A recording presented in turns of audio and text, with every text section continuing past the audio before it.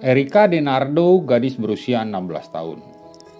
Dia cukup pintar tapi tidak menarik dengan sekolahan. Dia sadar akan kemampuannya, tapi hanya dia pakai untuk kepentingannya saja. Pendek kata, dia tipikal anak orang kaya yang sangat egois.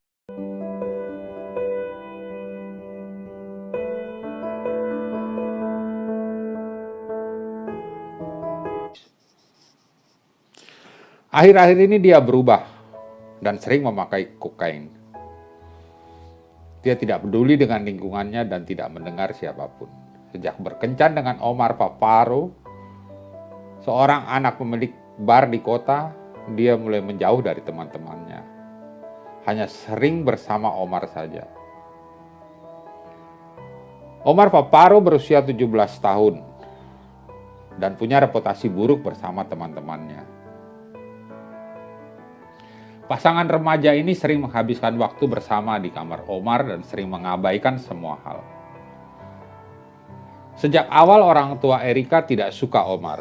Orang tuanya mencoba menyadarkan Erika bahwa hal ini tidak baik baginya. Tapi Erika tidak mau tahu. Inilah yang menyebabkan perselisihan Susi, sang ibu, dengan Erika semakin tidak baik. Temuan baru ini menunjukkan ada sisi lain dari Erika yang benar-benar berbeda dan polisi semakin intensif mendalaminya. Pada 23 Februari 2001, selang 36 jam setelah kejadian, polisi dan jaksa membawa Erika ke tempat kejadian perkara atau TKP untuk merekonstruksikan kejadian. Dan media ramai membicarakannya. Karena ada kepentingan apa Omar Paparo pun diikut sertakan juga di situ. Dalam demonstrasi rekonstruksi, jaksa dan penyelidik mengamati emosi dan perilaku mereka. Banyak hal bertentangan dalam rekonstruksi itu. Erika minta maaf dan mengatakan dia tidak mampu mengingat detail semuanya di TKP. Dan si Omar hanya diam saja. Setelah selesai dari TKP, polisi membawa mereka ke kantornya guna interogasi keduanya. Mereka ditempatkan di dalam satu ruangan dengan mikrofon dan kamera tersembunyi. Mereka ditinggalkan sementara waktu di ruangan tersebut, sementara di ruangan lain penyelidik mengamatinya. Mereka berdua diam dalam waktu yang cukup lama. Selanjutnya Omar bicara. "Sial, kapan kita bisa keluar dari ruangan ini?" katanya. Erika menjawab, "Diam Omar. Dari sekarang kita tidak boleh banyak bicara, oke?" pintanya. Penyidik segera menyadari bahwa ada yang mereka sembunyikan. Setelah lama waktu berselang, Omar tampak gelisah dan Erika masih terlihat tenang. Dan Omar berkata lagi, "Aku memukul adikmu dan bla bla bla hingga di bathtub penuh darah." Omar sambil memperagakannya saat berkata pada Erika. Dan Erika menjawab, "Kata ibuku, dia memaafkanmu Omar." "Aku ingin hidup Omar." "Ya," jawab Omar singkat. "Dan kepada saya," kata Erika lagi. Ibuku berkata, "Erika berhenti, kenapa kamu lakukan semua ini?" Dalam percakapan keduanya, bagaimana penusukan dan pembunuhan itu terjadi. Polisi dan jaksa yang menyaksikan di ruangan lain menjadi terkejut atas pengakuan itu. Dan bagaimana mungkin Erika menceritakan pembunuhan ibunya itu dengan memohon dan menghentikannya dengan tenang tanpa menunjukkan emosi yang sangat berarti, sangat tidak punya perasaan. Sepertinya mereka berdua lupa sedang berada di kantor polisi dan polisi sudah mendapatkan pelaku pembunuhan tersebut. Di akhir percakapan mereka seperti terjadi dialog dalam sebuah film dan Omar berkata, "Kamu seorang pembunuh," katanya kepada Erika. Erika menjawab, "Kamulah yang seorang pembunuh, bukan saya," jawabnya. Polisi segera masuk ke ruangan itu dan menangkap mereka atas pengakuan yang terekam tersebut. Sebuah pengakuan yang cukup mengerikan. Berita percakapan itu segera menyebar ke seluruh Italia karena konsentrasi media pada kasus ini. Orang sulit percaya bagaimana mungkin seorang gadis dan temannya membunuh ibu dan adiknya secara kejam dan brutal tersebut. Dan ini tidak ada kaitannya dengan orang asing atau imigran. Dan semua orang dibuat kaget atas berita tersebut. Selanjutnya Omar dan Erika diinterogasi di tempat berbeda. Diancam dalam pembunuhan ganda. Mereka saling tuduh atas pembunuhan tersebut. Dalam pengakuannya, Erika mengklaim bahwa Omar sendirilah yang melakukan pembunuhan tersebut, baik kepada ibu dan adiknya itu. Bahwa malam itu semua keluarganya akan dibunuh agar tidak mengganggu lagi, katanya. Malam itu Erika membukakan pintu untuk Omar dan bersembunyi di kamarnya. Perbuatan itu dilakukan Omar sendirian. Pengakuan Erika hanya untuk melindungi dirinya dan pengakuan palsu tersebut.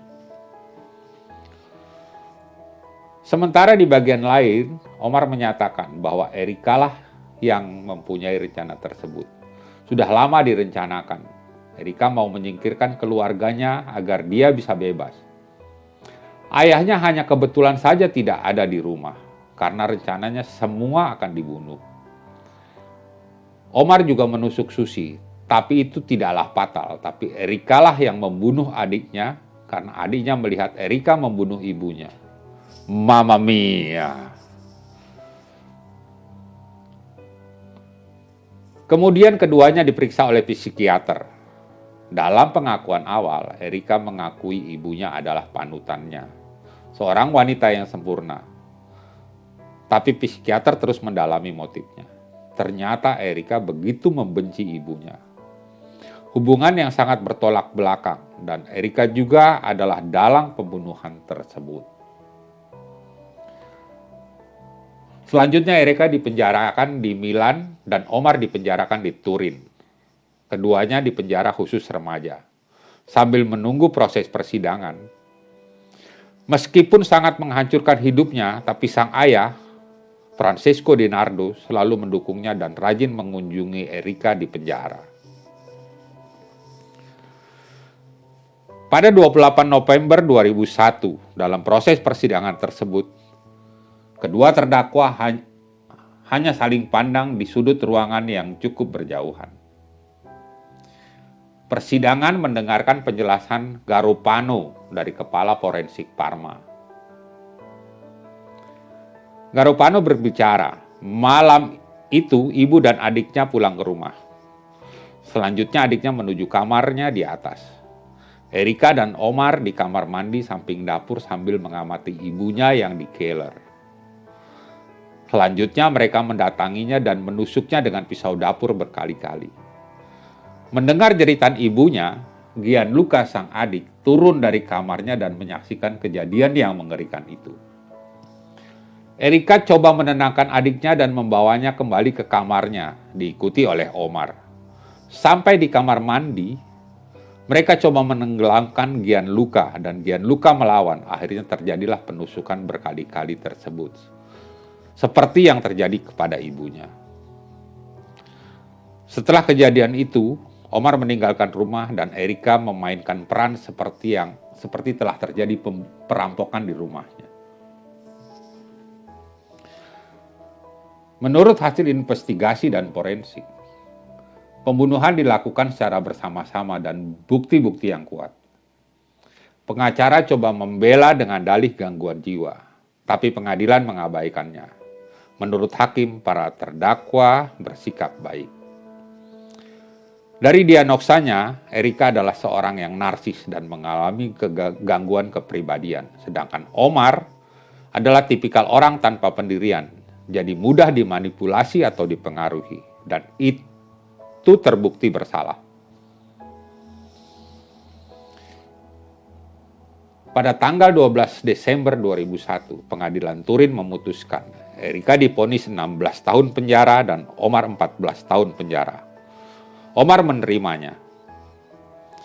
Pada putusan banding 30 Mei 2002, menetapkan putusan yang sama pada sidang sebelumnya, hingga akhir putusan banding pada 9 April 2003, menetapkan hal yang sama juga pada putusan sebelumnya. Setelah mencapai usia dewasa, keduanya dipindah ke penjara biasa. Omar pada Maret 2010 masuk dalam program rehabilitasi dan bekerja sebagai tukang kebun di yayasan sosial hingga hukumannya berakhir. Sedangkan Erika menjalani hukuman di Milan dan di Turin hingga tahun 2011, lalu dipindah ke Brescia dan menjalani rehabilitasi sebagai surveyor dan bekerja di yayasan sosial seperti hal ibunya dulu. Tidak mudah bagi keduanya karena media selalu mengikuti mereka dan tidak bisa melupakan kasus tersebut yang begitu brutal dan kejam. Mereka berdua dilambangkan sebagai setan. Hanya sang ayah Francisco Denardo yang memaafkan Erika karena dia berkeyakinan tindakan Erika itu karena dia mengalami gangguan kejiwaan. Sekian cerita dari Italia di Fakta Kriminal kali ini. Apa pendapat teman-teman? Tulis di kolom komentar. Sampai berjumpa dalam Fakta Kriminal lainnya. Sebelumnya, terima kasih dan salam.